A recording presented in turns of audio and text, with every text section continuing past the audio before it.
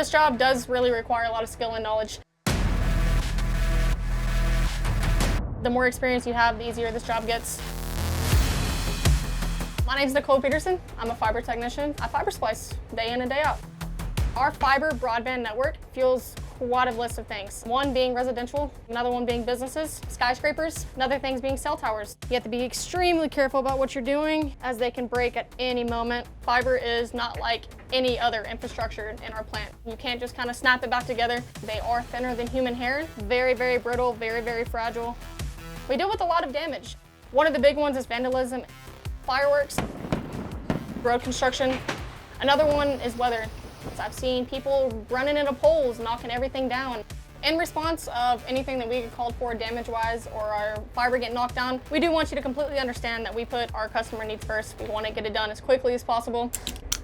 It's not just about the splicing. Honestly, splicing is the easiest part of this job. It's really about getting the cables prepped, getting them ran, getting them broke down. So when you have to step to prep the enclosure, make sure it's clean, make sure it's organized so you're not breaking any other fibers. From there, it's actually the splicing process. We are picking apart the fiber one by one, strand by strand. So you got to do each splice individually. So now we're gonna put a sleeve on each piece of a fiber.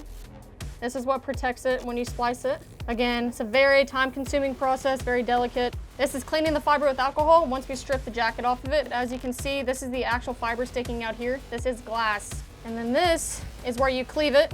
If you do not have a clean angle on the cleave, it will not splice correctly. So as you can see, it's a lot shorter now. After we clean it and cleave it, this is what it's gonna look like. A very clean angle on it, do not touch it. We're gonna put it into the splicer, hold it down like this.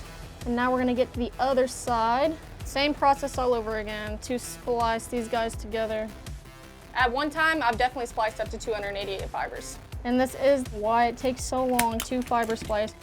The thing of fiber is it does require a lot of teamwork. There's a lot of times where there's gonna be a coworker right up the road from you, or right next to you for that matter. It's a challenging job. I love it, but I wouldn't want to do it for any other company.